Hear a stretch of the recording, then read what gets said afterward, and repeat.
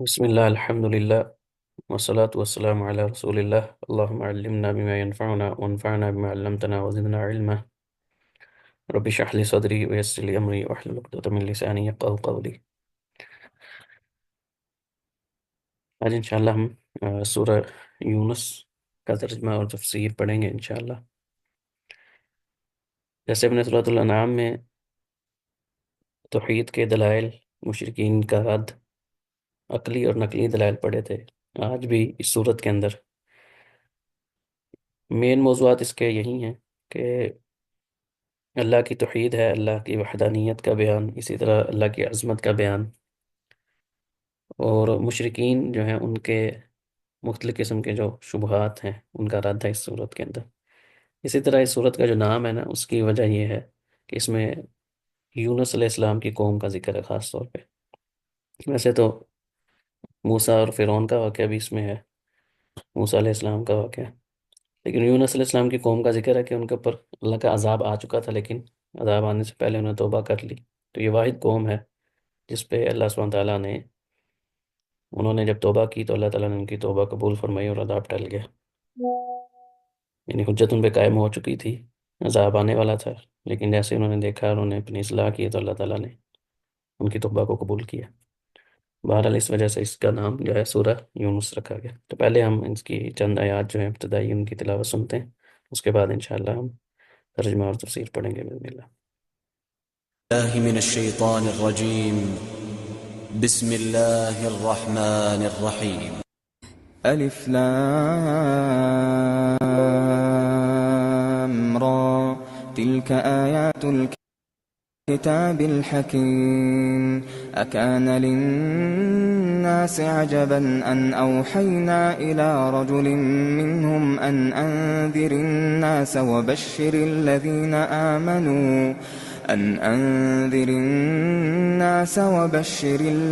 آمنوا أن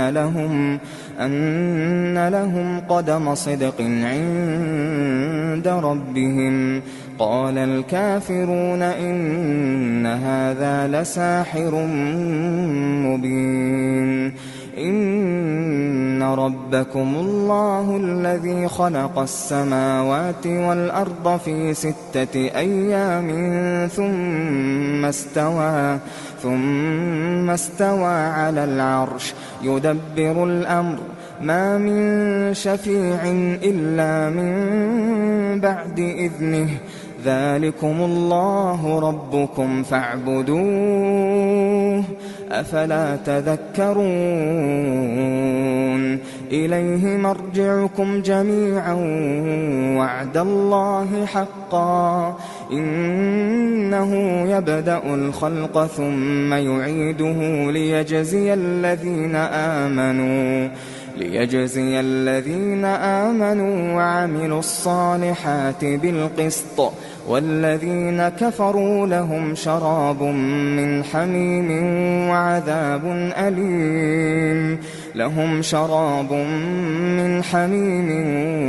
وعذاب أليم بما كانوا يكفرون. هو الذي جعل الشمس ضياء والقمر نورا وقدره منازل لتعلموا عدد السنين والحساب. ما خلق الله ذلك إلا بالحق. يفصل الآيات لقوم يعلمون. إن في اختلاف الليل والنهار وما خلق الله في السماوات والأرض لآيات لقوم يتقون.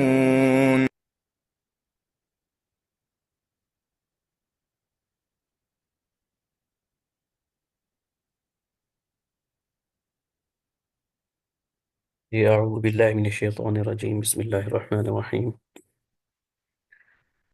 ہم نے ابتدائی 6 آیات کی تلاوت سنی.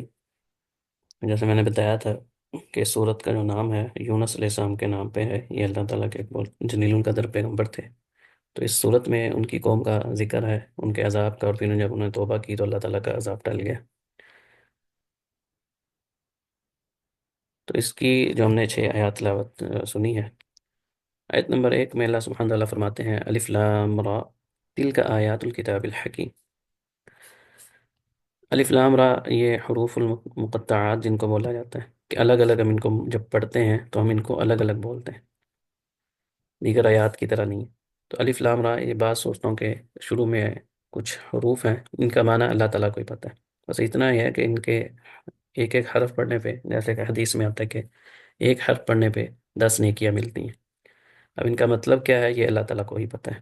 بعض لوگوں نے تکلف کیا بڑا، کسی نے اس کے کوئی معنی بنایا، کسی نے کچھ بنایا، کسی نے کچھ بنایا، لیکن دلیل کسی کے پاس بھی نہیں ہے۔ تو یہ بعض صورتوں کے شروع میں آئے ہیں الفاظ، اور معنی اللہ تعالیٰ کو ہی پتہ ہے۔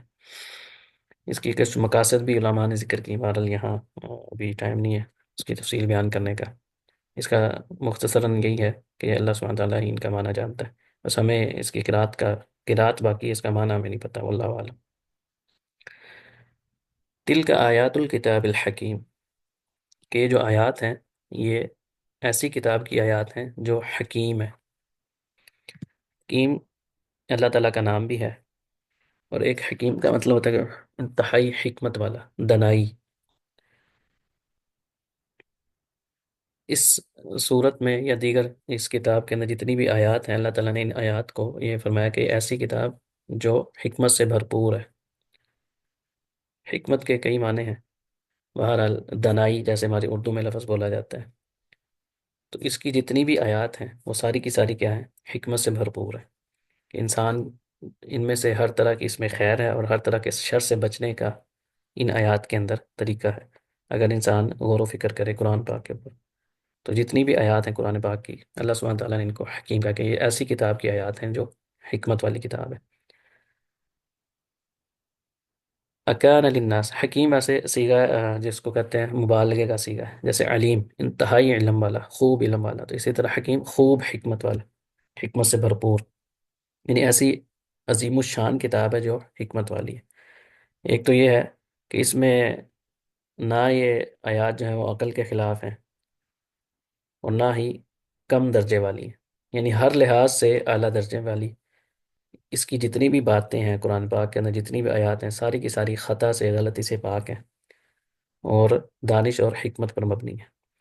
ایک مطلب اس کا حکیم کا محکم بھی کیا گیا ہے، کہ یہ جتنی بھی آیات ہیں نا وہ محکم ہے۔ محکم سے مراد یہ ہے کہ انتہائی مضبوط دلائل ہیں، جو بھی ان سے شرک کا رد کرنا چاہے گا، اللہ کی توحید بیان کرنا چاہے تو توحید کے معاملے میں احکام ہیں، معاملات ہیں، اخلاق ہیں، اس اعتبار سے یہ انتہائی مضبوط دلائل ہیں، حق پہ مبنی دلائل، اور کفر و شرک کی جڑیں اکھاڑنے والے، کافروں کی جڑیں کاٹنے والی آیات ہیں ہر اعتبار سے۔ تو اس اعتبار سے اس کا معنی محکم بھی کیا جا سکتا ہے، یعنی حکیم بھی معنی محکم، انتہائی مضبوط دلائل۔ اکان للناس عجبا ان اوحینا الی رجل منہم، کیا لوگ اس بات پہ تعجب کا شکار ہیں، تعجب کر رہے ہیں؟ ان اوحینا،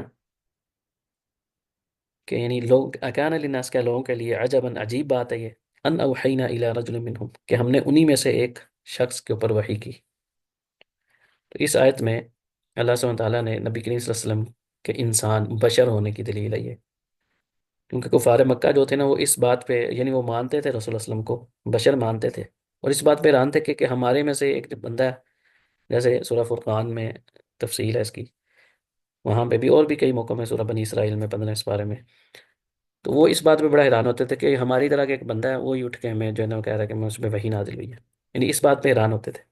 تو یہ اس بات کی دلیل ہے، یعنی لوگ اس چیز کا تعجب کا شکار تھے، جبکہ آج مسلمانوں میں بعض لوگ ایسے ہیں جو انسان کو رسول ماننے کے لیے تیار نہیں ہے، نبی کریم صلی اللہ علیہ وسلم کو رسول مانتے ہیں لیکن وہ انسان یا بشر نہیں مانتے، کہتے ہیں کہ نہیں انسان ہی تھے، بس انسانیت کا لبادہ اوڑھ کے لباس پہن کے آئے تھے، حالانکہ ان کا سارا پروسیس جو ہے وہ عام انسان کی طرح، جیسے انسان پیدا ہوتا ہے اسی طرح وہ بھی دنیا میں تشریف لائے، لیکن اس میں کوئی شک نہیں کہ وہ سب سے افضل انسان ہے، افضل المخلوق ہے، اللہ کی سب سے یعنی افضل مخلوق ہے نبی کریم صلی اللہ علیہ وسلم، لیکن ہے وہ انسان ہی۔ تو یہ بھی اللہ سبحانہ تعالیٰ نے ان لوگوں کا، مشرکین مکہ کا ایک تعجب کا معاملہ یہاں پہ ذکر کیا، کہ وہ اس بات پہ حیران ہے، تعجب کا شکار ہے، یہ بات ان لوگوں کے لیے بڑے تعجب کی بات تھی، وہ اس بات پہ حیران تھے کہ ہم میں سے ہی، یعنی تو اللہ تعالیٰ نے فرمایا کہ اس بات کے ان اوحینا الی رجل منہم، اس بات پہ حیران ہے کہ ہم تعجب کا شکار ہیں یا تعجب کر رہے ہیں، یا یہ بات جو ہے یہ ان کے لیے تعجب کا باعث ہے کہ ہم نے انہی میں سے الا رجل منہم، انہی میں سے ایک مرد کے اوپر، ایک رجل کے اوپر، ایک شخص کے اوپر وحی کی۔ وحی کیا کی؟ جیسے میں نے پہلے بھی بتایا تھا، وہ کیا ہے؟ ان انذر الناس۔ تو یہ نبیوں کو بھیجنے کا ایک مقصد ہے، وہ مقصد بیان ہو رہا ہے کیا؟ کہ ان انذر الناس، یہ کہ لوگوں کو ڈرا دے، ڈرا۔ تو ڈرانا بھی ایک مقصد ہے انبیاء کی بعثت کا۔ دوسرا کیا مقصد ہے؟ وبشر الذین آمنوا، اور ان لوگوں کو بشارت دے دو، خوشخبری سنا دو جو ایمان لے کر آئے، ان لہم قدم صدق عند ربہم، کہ ان کے لیے ان کے رب کے ہاں ایک سچا مرتبہ ہے۔ تو یہاں پہ جیسے قرآن پاک کو اگر ہم دیکھیں مجموعی اعتبار سے، تو یا تو اس کے اندر خوشخبریاں ہیں یا ڈراوا ہے۔ قیما لینذر بأسا، یہ جیسے سورہ کہف کے ابتدائی جو آیات ہیں ان میں بھی کیا ہے؟ اللہ نے اس کتاب کے نازل کرنے کا ایک مقصد بیان کیا کہ لوگوں کو ڈرا دو، بشیر و نذیرہ۔ بعض اوقات جو بشارت ہے نا، اس کا تعلق عذاب کے ساتھ یہ لفظ بولا جاتا ہے، فبشرہم بعذاب علیم، کہ ان کو دردناک عذاب کی بشارت دے دے۔ تو یہ جو لفظ بشیر ہے یا بشر ہے نا، بیسیکلی ایسی خبر کو کہا جاتا ہے جس سے انسان کی جو جلد ہے، رنگت چینج ہو جائے۔ تو وہ خوشی سے چینج ہو تب بھی اس کو بشارت کہا جاتا ہے، یا کوئی خوف کی خبر سن کے انسان کے اوسان جو ہے وہ قطع ہو جائے، انسان کے چہرے کا رنگ بدل جائے، جلد کا رنگ بدل جائے، وہ ایسی خبر کو کہا جاتا ہے، ایسی خبر۔ تو یہ بشارہ، انسان کی جو یہ جلد ہوتی ہے نا، اس کو بھی بشر یا بشرا بولا جاتا ہے۔ بشر تو نہیں بولا جاتا، بشر تو انسان کے لیے بولا جاتا ہے۔ تو بہرحال وہیں سے یہ لفظ نکلا ہے، اس کی جو اصل ہے وہ یہ ہے۔ تو خوشخبری ہو، زیادہ تر یہ خوشخبری کے معنی میں بولا جاتا ہے، لیکن اس کی جو اصل ہے وہ یہی ہے کہ ایسی خبر جس کو سن کے انسان کی رنگت بدل جائے۔ اب وہ خوشی سے ہوگا تو انسان کے چہرے چمکنے لگے گا، تو اگر خوف سے ہوگا تو وہ بھی۔ تو یہاں بعض قرآن پاک کی آیات میں یہ بھی ہے کہ کفار کو یہ خوشخبری دے دو، تو بیسیکلی ان کے لیے خوشخبری تو نہیں ہوتی۔ بہرحال یہ ہے کہ یہ عذاب کے ساتھ بھی بعض جگہوں پہ استعمال ہوا ہے یہ لفظ۔ تو قرآن پاک کے مین مقاصد یا انبیاء کی جو بعثت ہے اس کا مین مقصد کیا ہے؟ کہ لوگوں کو اللہ کے عذاب سے ڈرانا، اللہ کی نافرمانی سے ڈرانا، اس کے سنگین جو نتائج ہیں ان سے آگاہ کرنا، اور اللہ سبحانہ تعالیٰ کی فرما برداری کے جو فوائد ہیں وہ بتانا۔ تو اللہ سبحانہ تعالیٰ نے یہاں پہ کہا کہ لوگوں کو ڈرا دو، اور دوسرا ان لوگوں کو بشارت دے دو جو ایمان لے کر آئے، ان لہم قدم صدق عند ربہم۔ تو یہاں پہ لفظ ہے ان لہم قدم صدق، ان کے لیے قدم صدق یعنی ایک سچا رتبہ ہے، مرتبہ ہے، عند ربہم، ان کے رب کے ہاں۔ تو یہاں پہ لفظ قدم ہے، قدم سے مطلب ہوتا ہے کہ ایک درجہ آگے بڑھنا کسی بھی چیز میں۔ تو خیر کے کاموں میں جو ایمان والے وہ بڑھ گئے ہیں کفار کی نسبت، کفار جو پیچھے رہ گئے وہ آگے چلے گئے، تو اس اعتبار سے ان کا جو درجہ ہے وہ اللہ کے یہاں بڑھ گیا۔ تو یہاں پہ قدم صدق، تو یہ سچا رتبہ یا سچا قدم یہ بھی کہہ سکتے ہیں۔ تو یہ برے اس کے ساتھ بھی ہوتا ہے، عربی میں سوال ہوتا ہے کہ فلاں جو ہے نا وہ برائی میں بڑھ گیا یا بہت اعلیٰ رتبے پہ چلا گیا، تو وہاں پہ قدم صدق، صدق یہ سچائی کے ساتھ ہے۔ تو قدم سوء بھی ہو سکتا ہے کہ اگر کوئی برائی میں بڑھا ہوگا تو وہاں پہ قدم سوء ہوگا۔ یہاں پہ ایمان والوں کی کہ وہ ایمان والے جو ہے نا آگے بڑھ گئے۔ قال الکافرون، کہا کفار نے یا کفر کرنے والوں نے، ان ھذا لساحر مبین، بے شک یہ کون ہے؟ ساحر ہے، مبین کھلا واضح، انہیں یہ تو جادوگر ہے۔ اب نبی کریم صلی اللہ علیہ وسلم کی جو زندگی تھی وہ 40 سال وہاں پہ گزرے، اور وہ خود لوگ ان کی گواہی دیتے تھے، کفار مشرکین مکہ یہ گواہی دیتے تھے کہ آپ صادق اور امین ہیں۔ لیکن حقیقت کیا ہے کہ جب اللہ کا یہ پیغام لے کر آئے جو خیر پہ مبنی تھا، انہی کی بھلائی تھی، خود صادق اور امین بھی مان رہے ہیں، خود ہی انہوں نے لقب دیے ہوئے، اس کے باوجود صرف ہٹ درمی دلائل دیکھنے کے باوجود، نہ عقل کے منافی آیات ہیں، حکمت والی، حکمت سے بھرپور ہیں، جواب ان کے پاس نہیں ہے، تو انہوں نے کیا الزام لگا دی کہ یہ تو گھولا جادو ہے، یہ تو جادوگر ہے، نعوذ باللہ من ذالک۔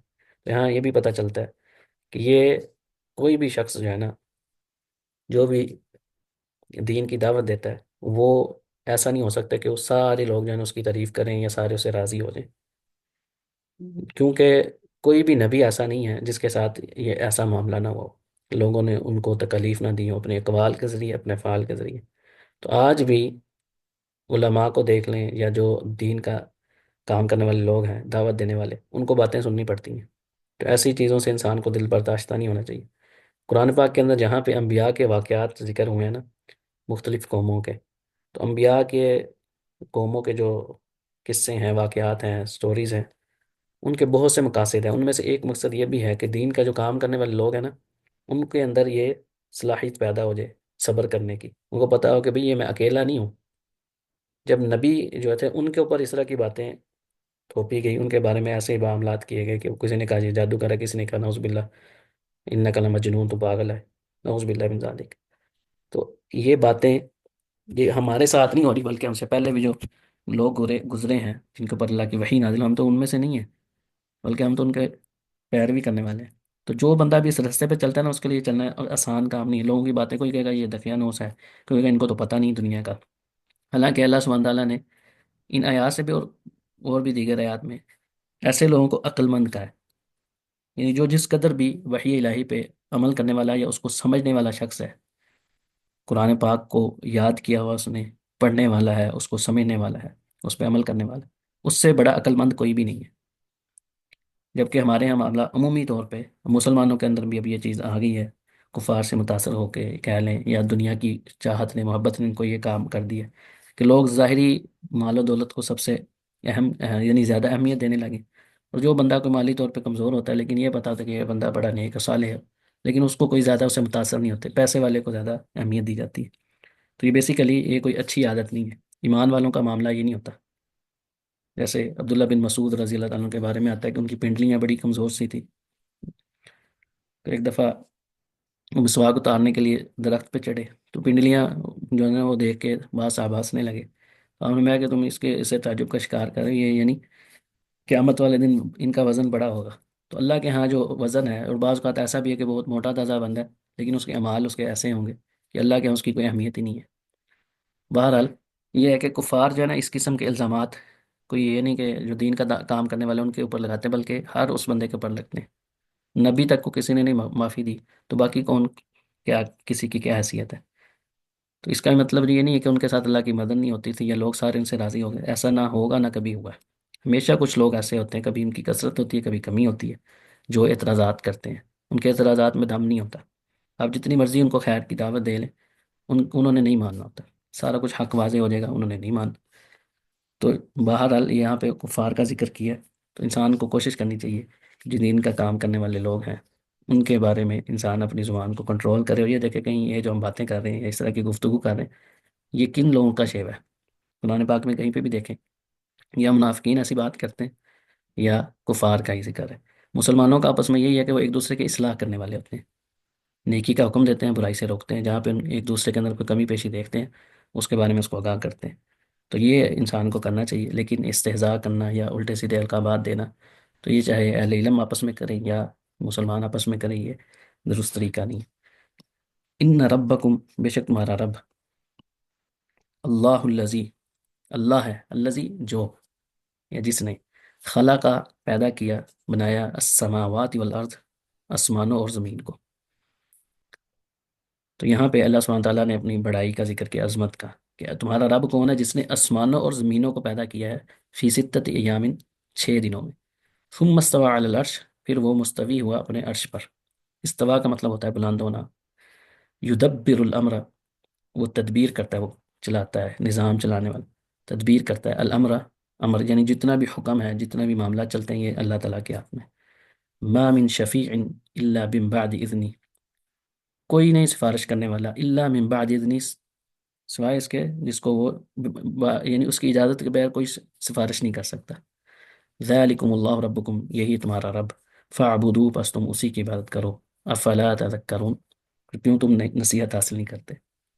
تو اس میں اللہ سبحانہ تعالیٰ نے زمین و آسمان کی پیدائش کا ذکر کیا کہ اتنی بڑی زمین، اتنا بڑا آسمان جس کو تم دن رات دیکھتے ہو، انسان سارا اپنے آس پاس غور و فکر کرتا ہے۔ اور آج تو میں ہمیشہ کہا کرتا ہوں کہ پہلے کی نسبت آج کے دور میں انسان اگر دیکھے، جو سائنس اس قدر ترقی کر چکی ہے، اور ٹیلیسکوپ اور پتہ نہیں کن کن چیزوں سے جو تصاویر آتی، جو ناسا ایک ادارہ ہے، یقین ماننے کے بندہ ہے کہ عقل دنگ رہ جاتی کہ اتنی بڑی کائنات ہے، اور کائنات کا ایک ذرہ بھی نہیں بنتا، یہ پوری زمین جو ہے نا یہ ذرے سے بھی چھوٹی ہے پوری کائنات کو اگر دیکھا جائے تو۔ آج اس کو دیکھنا کہ اگر ہم دیکھیں پوری زمین جو ہے، وہ ناسا یہ سیٹلائٹس کی جو تصاویر آتی ہیں اسے ہمیں پتہ چلتا ہے کہ زمین کس قدر بڑی ہے۔ پھر سورج کو ہم دیکھتے ہیں، چاند کو ہم اپنی آنکھوں سے دیکھتے ہیں، ایک ہوا کے اندر معلق ہے یہ پوری زمین. پہلے ہم سمجھ رہے ہیں کہ بھی کسی چیز کے اوپر ٹھہری ہوئی ہے، تو اب ہم جب اوپر سے تصاویر دیکھتے ہیں تو ایک سیارہ ہے جو ہوا کے اندر معلق ہے. کس نے اس کو تھاما ہو، کس نے روکا ہوا ہے؟ اللہ سبحانہ تعالیٰ نے. وہی تو ہے نا اس کا بنانے والا. تو اللہ سبحانہ تعالیٰ نے یہاں پہ سب سے جو بڑی مخلوق ہے نا جو ہم دیکھ سکتے ہیں، وہ کون سی ہے؟ زمین اور آسمان ہے.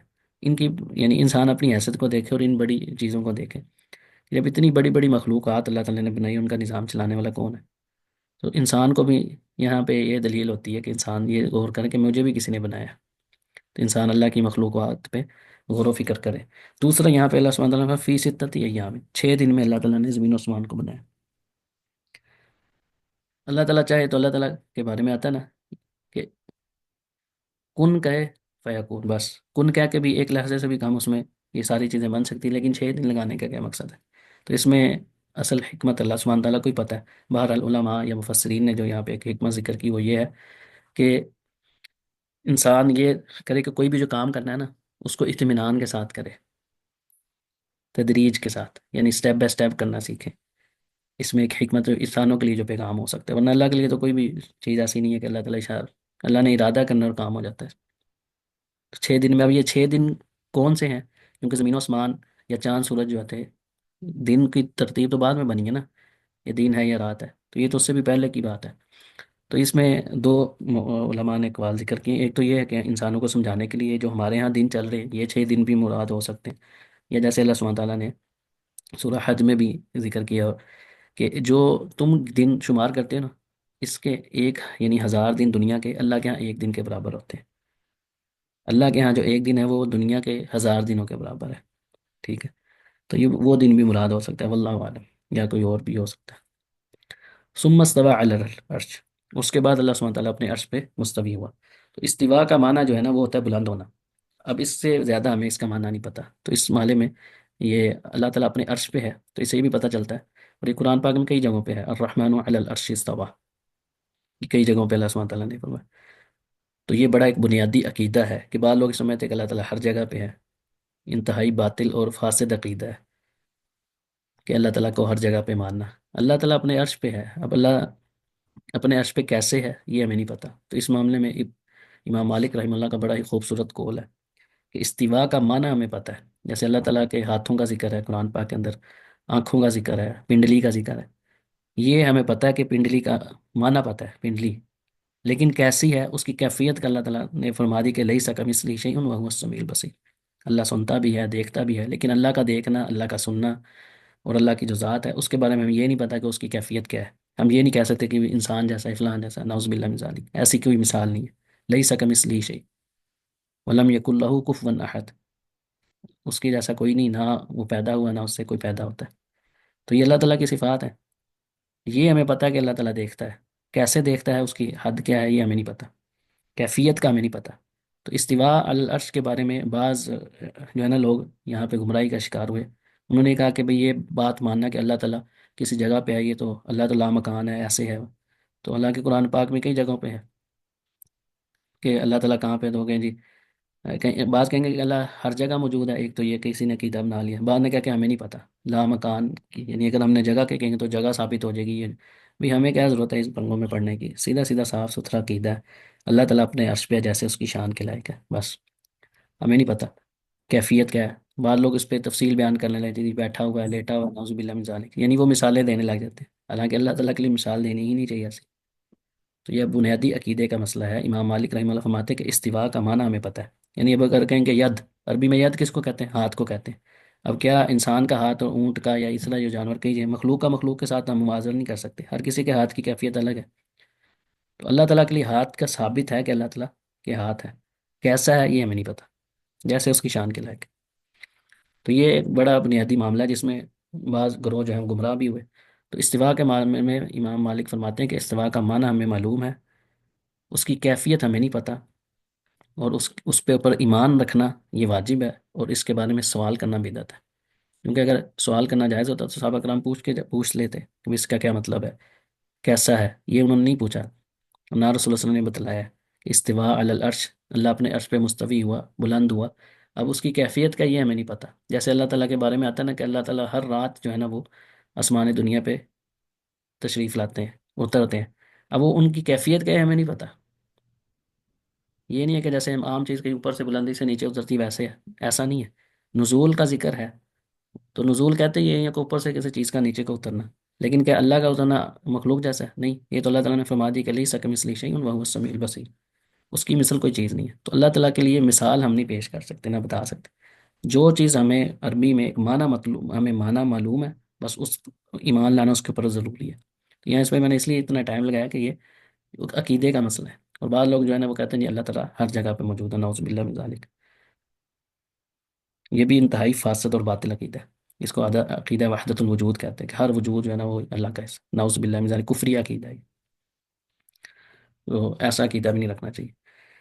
یدبر الامر، تو اس سے یہ بھی پتہ چلا کہ اتنی زمین و آسمان بڑے مخلوق اللہ تعالیٰ نے پیدا کی، ان سارے چیزوں کا نظام جو ہے نا وہ اللہ تعالیٰ کے اپنے ہاتھ میں ہی ہے. اللہ کے ہاتھ میں، اللہ ہی نظام چلانے والے. انسان چھوٹی چھوٹی کوئی پریشانی آتی ہیں، تکلیف آتی ہیں، ان پہ انسان گھبرا جاتا ہے. تو انسان ان چیزوں پہ غور کرے کہ اتنی بڑی کائنات کو جو چلانے والا، اسے اگر میں اپنی کوئی مسئلہ یا معاملہ پیش کروں گا تو اس کے لیے کیا مشکل ہے. بعض لوگوں نے کہا جی فلاں فلاں کو بھی اللہ تعالیٰ نے اختیار دیے ہوئے ہیں، ولیوں کو اختیار دیے ہوئے ہیں، ان سے مانگو، ان کے واسطے سے مانگو، فلاں کو یہ اختیار دیا، فلاں کو. تو یہ سارے باطل عقیدے ہیں. یدبر الامر، اس کا جو حکم چلتا ہے وہ صرف اللہ تعالیٰ کا چلتا ہے. کسی کی کوئی حیثیت ہی نہیں ہے کہ اللہ تعالیٰ کے سامنے کوئی معاملہ کر سکے. نہ اللہ تعالیٰ نے کسی کو اپنے معاملات میں، احکام میں کسی کو شریک ٹھہرایا ہے. جو کچھ ہوتا ہے اس کی اجازت سے ہوتا ہے. کسی کو کوئی ڈیوٹی دی ہوئی ہے جیسے فرشتوں کا، تو یہ ان کا اپنا کوئی کمال نہیں. اللہ جسے چاہے، جس کو جیسے چاہے حکم دے. تو اصل حکم اللہ تعالیٰ کا ہے. سب اس کے آگے مجبور ہے. یعنی مجبور سے مراد ہے کہ وہ حکم ماننا ہی پڑتا ہے، کوئی خوشی سے مانے یا نہ مانے. تو حکم جو ہے نا دو طرح کا ہوتا ہے. ایک تو ہے قونی کو، یہ جو کائنات کے اندر کسی نے مرنا ہے وہ مرنا ہے. کوئی چاہ یہ اگر کوئی بندہ ارادہ کہ جی میں نہیں مرنا چاہتا، اس پہ نہیں چلے گا. سورج نے نکلنا ہے، مشرق سے نکلنا ہے، اس پہ کسی کا کوئی اختیار نہیں ہے. وہ سورج کو بھی اللہ کے حکم کا پابند ہے. یعنی جو چیز پیدا ہو رہی مر رہی ہے، دیگر نظام چل رہا ہے، کتنی بارش آنی، جو بھی معاملات ہیں یہ اللہ تعالیٰ کے معاملات ہیں. ان کو نہ کوئی روک سکتا، نہ کسی کے اختیار میں. لیکن کچھ اللہ تعالیٰ کے احکام ایسے ہیں، جیسے شریعت ہے کہ نماز پڑھنی چاہیے، یہ اللہ تعالیٰ نے پسند کیا ہے، اللہ نے حکم بھی دیا ہے. لیکن کیا ہر بندہ نماز پڑھ رہا ہے؟ کیا ہر بندہ رسول اللہ صلی اللہ علیہ وسلم پہ ایمان لا رہا ہے؟ نہیں. حالانکہ اللہ تعالیٰ تو چاہتے ہیں، اللہ تعالیٰ نے حکم بھی دیا ہے. تو اس حکم پہ، تو یہ وہ معاملہ جس میں انسان کو، مخلوق کو اختیار دیا ہوا اللہ تعالیٰ نے. یعنی کچھ آپ کے اختیارات سے باہر معاملات ہیں، کچھ اختیار میں ہیں. تو اختیار کی بیس پہ ہی اللہ تعالیٰ نے سزا اور جزا دینی ہے. ما من شفیع الا من بعد اذنہ، ما من شفیع الا من بعد، اس کی اجازت کے بعد، یعنی بغیر اجازت کے کوئی بھی سفارش بھی نہیں کر سکتا. جیسے بعض لوگوں نے عقیدہ اپنا باطل بنایا ہوا. تو میں نے جہاں جیسے شروع میں بتایا تھا کہ اس صورت میں بھی بہت سے جو ہمارے معاشرے میں باطل عقائد ہیں، کفریہ یا شرکیہ، ان کا رد اس صورت میں بڑی تفصیل سے آیا ہے. تو یہ بھی ایک ہے کہ بعض لوگوں نے یہ سمجھ لیا کہ رسول اللہ صلی اللہ علیہ وسلم یا نیک اولیاء جو ہے نا ہماری سفارش کریں گے تو ہم بخشے جائیں گے. سفارش ثابت ہے، جیسے اس آیت سے بھی ثابت ہے کہ سفارش ہوگی، لیکن اس کی اجازت کے بغیر ہوگی. اللہ تعالیٰ کی اجازت کے بغیر نہیں ہوگی. اجازت کس کے حق میں ملے گی؟ جس سے اللہ تعالیٰ راضی ہوگا، جیسے آگے بعض آیات میں آتا ہے. اسی طرح اللہ راضی کن سے ہوگا؟ جو مخلص لوگ ہیں، جنہوں نے صرف اللہ تعالیٰ کی عبادت کی ہوگی، جنہوں سے کچھ کبیرہ گناہ ہو گئے لیکن انہوں نے شرک اللہ کے ساتھ نہیں تھا کیا. تو کبیرہ گناہوں کے حق میں، یا کسی کے اوپر جنہیں جہنم میں جانا تھا یا جہنم میں چلا گیا، تو بعض اللہ تعالیٰ انبیاء کی یا نیک لوگوں کی سفارش کا ان کو اجازت دیں گے. تو اجازت ملے گی اسی کے حق میں جس کے اللہ تعالیٰ راضی ہوں گے. تو راضی اسی سے ہوں گے جس نے توحید کی زندگی گزاری ہوگی. ایسا نہیں ہے کہ ہر بندہ جو ہے نا جیسے مرضی زندگی گزار لے اور وہ سمجھے گی میں کیونکہ محمد صلی اللہ علیہ وسلم کا امتی ہوں میری سفارش ہو جائے گی. ایسا نہیں ہے، بلکہ سفارش بھی کوئی خود سے نہیں کر سکے گا. اللہ تعالیٰ کی اجازت سے ہی ہوگی سفارش بھی. تو اس میں اختیار جو سفارش کا ہے، یہ بعض لوگ سمجھتے ہیں نا کہ رسول اللہ صلی اللہ علیہ وسلم سفارش کر لیں گے، فلاں کوئی کر لے گا. ایسا نہیں ہونا. اللہ تعالیٰ کی اجازت سے ہی ہوگا. اگر ہونا تو ہے لیکن اللہ کی اجازت سے ہوگا. یہ سفارش کرنا جو ہے نا یہ کسی کے ہاتھ میں نہیں ہے، یہ اللہ تعالیٰ نے اپنے پاس رکھا ہے. جس کو چاہیں گے اجازت دے ملے گی وہ کر لے گا، ورنہ کسی کی مجال ہی نہیں ہے. انبیاء بڑے جلیل القدر پیغمبر جو ہیں ان کی ضرورت نہیں ہوگی بات کرنے کی. جیسا کہ ایک طویل حدیث میں آتا ہے، ذالکم اللہ ربکم، اللہ تعالیٰ نے یہ سارے زمین و آسمان کی مخلوق اور اس کے بارے میں ساری بات کرنے کے بعد فرمایا کہ یہ ہے تمہارا رب، ایسی ذات ہے. ربکم فاعبدوہ، بس اسی کی عبادت کرنی. یعنی جتنی بھی عبادت کی قسمیں ہیں نا وہ صرف صرف کس کے لیے ہونی چاہیے؟ اللہ رب العالمین کے لیے. افلا تذکرون، تم نصیحت نہیں حاصل کرتے؟ یعنی یہ اتنے واضح دلائل ہیں، اس کے بعد بھی انسان جو ہے وہ اللہ تعالیٰ کی عبادت نہ کرے، کسی اور کے لیے کرے، یعنی اس کے بعد کیا رہ جاتا ہے؟ سفارش کوئی نہیں کر سکتا اللہ کے یہاں، زمین و آسمان کو اللہ سے بنایا، امر حکم اس کا چلتا ہے، اس کو چھوڑ کے بندہ مخلوق جو حقیر ہے، جس کی اپنی کوئی حیثیت نہیں ہے، اس کو پوجنا شروع کر دے، اس کی بات کرے، تو کس قدر وہ بے وقوف شخص ہے۔ الیہ مرجعکم، اسی کی طرف تمہارا لوٹنا ہے، جمیعاً، سب کا سب اکٹھے، یعنی سب کے سب جتنے بھی ہیں نا، تم سب اسی کی طرف لوٹو گے۔ وعد اللہ حقا، اللہ کا وعدہ سچا ہے، یعنی اس میں کوئی شک نہیں ہے، لوٹنا ہی لوٹنا ہے۔ جیسے بعض مشرکین جو سمجھتے تھے کہ بھی ہم مر کے مٹی ہو جائیں گے تو ہمیں کون اٹھائے گا، تو ایسی بات نہیں ہے۔ انہ یبدأ الخلق، بے شک پیدا کرنا، جو شروعات ہے نا، وہ اسی نے کی، پیدائش کی ابتدا بھی اسی کی ہے، ثم یعیدو، وہی اس کو لٹائے گا، یعنی پیدا بھی اس نے کیا ہے، ابتدا بھی اس نے کی ہے، اور لٹانا بھی اسی نے ہے۔ تو اسے پتہ یہ کون کر رہا ہے نشانات کون لگا رہا ہے اسکرین پہ؟ یہ کسی نے شاید قلم اپنا آن کیا ہوا ہے۔ بہرحال الیہ مرجعکم جمیعا وعد اللہ حقا انه یبدأ الخلق ثم یعیدو۔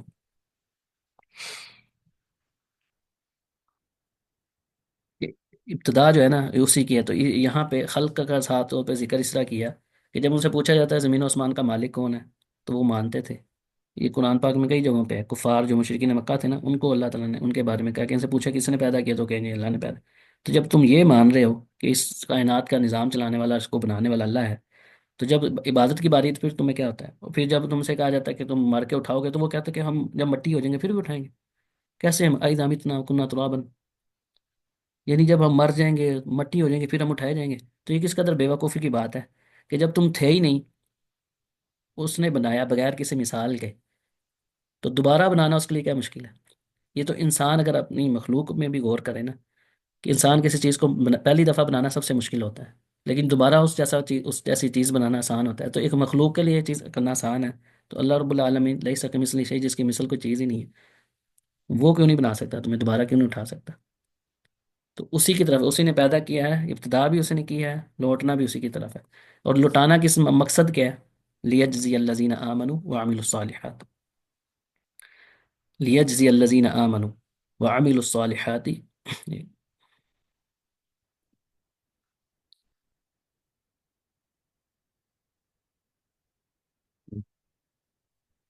تاکہ وہ جزا دے ان لوگوں کو، آمنو جو ایمان لے کر آئے، وعملوا الصالحات بالقسط، یعنی عدل کے ساتھ، جنہوں نے نیک اعمال بھی کیے، یعنی عدل کے ساتھ ان کو انصاف اور ان کی جزا دے گا۔ آمنو یعنی دل سے ایمان لے کر آئے، اوپر اوپر سے نہیں، اعمال قلبیہ، دل کے اندر ان کے ایمان تھا، وعمل الصالحات، اور ایمان کیسا تھا کہ ان کے جو اعمال تھے وہ بھی نیک تھے، نیک اعمال بھی انہوں نے کیے، عمل الصالحات، نیک اعمال بھی کیے۔ تو پتہ یہ چلا کہ صرف زبان سے یا دل سے کسی چیز کا اقرار کر لینا، ایمان لانا کافی نہیں، بلکہ نیک اعمال کرنا بھی ضروری ہے۔ ایک بندہ دعویٰ کرتا رہے کہ بھی میں ایمان لے کر آیا ہوں، اعمال اس کے بالکل الٹ ہوں اس کے، تو ایسے شخص کا دعویٰ جھوٹا ہے، کہ زبان سے تو وہ اقرار کر رہا ہو لیکن اعمال اس کے بالکل اس کے برعکس ہوں، تو یہ بھی نہیں۔ تو اللہ تعالیٰ نے یہ جو قیامت کا دن ہے اس کا ایک مقصد یہ بھی بتایا کہ تمہیں دوبارہ اٹھانے کا مقصد کیا ہے، لیجزی الذین آمنوا وعملوا الصالحات بالقسط، تاکہ انصاف اور عدل کے ساتھ جو ہے نا وہ تمہیں جو نیک لوگ ہیں ان کو بدلہ دیا جائے۔ کفار کے لیے تو میزان قائم ہی نہیں ہونا ہے نا، اللہ تعالیٰ نے بتا دیا سورہ کہف کے آخر میں، تو کفار ہیں ان کے تو سارے اعمال ہی اللہ تعالیٰ نے باطل، جس نے شرک کر لیا اس کے اعمال ہی سارے ضائع ہو گئے، تو اعمال جو ہے نا وہ نیک لوگوں کو بدلہ دیا جائے گا۔ والذین کفروا، اور جنہوں نے کفر کیا، لہم، ان کے لیے کیا چیز ہے؟ شراب من حمیم، پینا ہے، شراب کہتے ہیں پینے والی چیز کو، من حمیم، حمیم کہتے ہیں کھولتے ہوئے پانی کو، انتہائی جو کھول رہا ہوتا ہے نا، جس انتہائی گرم، وہ عذاب علیم، اور دردناک عذاب ہے، بہت زیادہ دردناک۔ علیم وہی جیسے اوپر میں نے حکیم کا بتایا تھا کہ مبالغے کا صیغہ ہے، انتہائی شدت والا، دردناک، علم سے علیم ہے، انتہائی دردناک عذاب ہوگا۔ بما کانوا یکفرون، تو یا سبب بھی بتلا دیا، یہ نہیں کہ ایسے ہی اللہ تعالیٰ ان کو عذاب دے گا، وجہ کیا ہوگی؟ بما کانوا یکفرون، بسبب اس کے جو وہ تھے، یکفرون کفر کرتے تھے، یعنی جو اللہ تعالیٰ کی آیات کا انکار کرنا، اللہ کے رسول کے احکامات کا، نبیوں کا انکار کرنا، اس کفر کے سبب ان کو یہ بدلہ دیا جائے گا۔ ایمان والوں کو بھی ویسے نہیں ملے گا، کیوں ان کو ملے گا؟ کیونکہ وہ ایمان لے کر آئے، وعملوا الصالحات، اور انہوں نے نیک اعمال بھی کیے تھے، تو یہ جو بدلہ ملے گا یہ انہوں نے سمجھے خود ہی، جو ایسے ہی انہوں نے اعمال کیے ہوں گے ویسا ان کو بدلہ مل جائے گا۔ هو الذی، وہی ہے ذات جس نے جعل بنایا الشمس، سورج کو، ضیاء روشن، والقمر نورا، اور قمر کو، چاند کو کیا بنایا؟ نور، روشنی والا، وقدرہ، اور مقرر کی اس کی منازلہ، منزلیں، لتعلموا، مقصد کیا ہے منزلیں طے کرنے کا، بنانے کا، لتعلموا تاکہ تم جان لو، عدد السنین والحساب، سالوں کی گنتی اور حساب معلوم کرو تم، ما خلق اللہ ذالک الا بالحق، اللہ تعالیٰ نے یہ جو بیان، یہ چیزیں بنائی ہیں، یہ حق کے ساتھ بنائی ہیں، یہ نہیں ان میں کوئی، یہ نہیں کہ بے مقصد اللہ تعالیٰ نے پیدا کرتی، ان کے مقاصد ہیں۔ تو اللہ تعالیٰ نے زمین و آسمان کو بنانے، سورج اور چاند کے بنانے کا ایک مقصد بیان کیا۔ یہاں پہ میں، کیونکہ ٹائم کم ہے، ضیاء اور نور کا لفظ استعمال ہوا ہے، سورج کے ساتھ ضیاء کا اور قمر کے ساتھ نور کا۔ تو ضیاء ایسی روشنی کو کہا جاتا ہے جس میں حرارت بھی پائی جاتی ہے، تو عربی میں ایسی روشنی کو کہا جاتا ہے ضیاء جس میں حرارت پائی جاتی ہے، اور قمر نور، روشنی۔ اور یہ ظاہری بات ہے کہ سورج جو ہے وہ گرم ہوتا ہے، اور چاند کی جو روشنی وہ ایسے ہی آنکھوں کو ٹھنڈا کرنے والی ہوتی ہے۔ تو اور بھی اس کی تفصیل ہے، بہرحال اس میں ہمیں جانے کا ٹائم نہیں ہے ابھی۔ یفصل الآیات لقوم یعلمون، وہ بیان کرتا ہے تفصیل سے الآیات، آیات کو، لقوم یعلمون، ان لوگوں کے لیے جو جانتے ہیں، علم والے۔ تو یہ بھی، یعنی یہ جو تفصیل ہے نا آیات کی، اس کا فائدہ صرف ان کو ہوتا ہے جو جاننا چاہتے ہیں، جن کے اندر علم کی حرص ہے، علم والے لوگوں کے لیے ہی اس میں نشانی ہے، ورنہ کئی لوگ ہیں ان کے پاس پورا قرآن بھی پڑھتے ہیں، ان کے اوپر کوئی اثر نہیں ہوتا، نہ وہ جاننا چاہتے ہیں، نہ ان کے اندر طلب ہوتی ہے۔ تو یہ پتہ چلا کہ یہ جو آیات ہیں اللہ تعالیٰ نے کن لوگوں کے لیے بیان کی ہیں؟ یا علمون، کہ وہ جانتے ہیں، علم والے جو لوگ ہیں۔ تو یہاں پہ اہل علم کی بھی فضیلت بیان ہوتی ہے اس سے، کہ علم جو ہے نا، بیسیکلی جو اگر ہم صحابہ کو دیکھیں یا سلف صالحین، تو ان کے ہاں علم کیا ہوتا تھا؟ علم وہ ہوتا تھا جو، جس پہ عمل بھی کیا جاتا ہے، نیک عمل۔ بغیر علم کے، وہی بات ہے کہ ایسا درخت جو پھل ہی نہیں دیتا۔ تو بہرحال اللہ تعالیٰ نے ان آیات کی تفصیل سے جو بتایا، کہ ان آیات کی جو تفصیل بیان کی ہے، آگے بھی انشاءاللہ آئیں گی، یہ جتنی بھی تفصیل ہے یہ اہل علم کے لیے، جو یہ سیکھنا چاہتے ہیں، سیکھنے کا شوق رکھتے ہیں۔ اللہ تعالیٰ ہمیں بھی ان میں شامل فرمائے، اور اللہ سے دعا ہے کہ اللہ تعالیٰ مجھے اور آپ سب کو عمل کی توفیق عطا فرمائے۔ انشاءاللہ 10 منٹ بعد ہم اپنی دوسری کلاس شروع کریں گے آج۔ تو کئی موضوعات ہیں جن پہ میں شروع کرنا چاہ رہا تھا، لیکن آج ہم انشاءاللہ نماز کا طریقہ مکمل پڑھیں گے۔ آج ایک نشست میں پڑھا جائے تو وہ بھی ٹھیک ہے، ورنہ ایک یا دو نشستوں میں انشاءاللہ ہم نماز کا مکمل طریقہ پڑھیں گے، جو صحیح حدیث کی روشنی میں اہم بات پڑھیں گے کہ نماز کا طریقہ کیا ہے درست حدیث کی روشنی میں۔ تو 10 منٹ بعد آپ سب بھی تشریف لائیے گا، میں لنک سیم ہی ہوگا لیکن بہرحال میں دوبارہ سینڈ کروں گا۔ اللہ تعالیٰ مجھے اور آپ سب کو جو کچھ سنا ہے اس پہ عمل کی توفیق دے۔ بارک اللہ لی ولکم ولسائر المسلمین، سبحانک اللہم و بحمدک، نشہد ان لا الہ الا انت، نستغفرک و نتوب الیک۔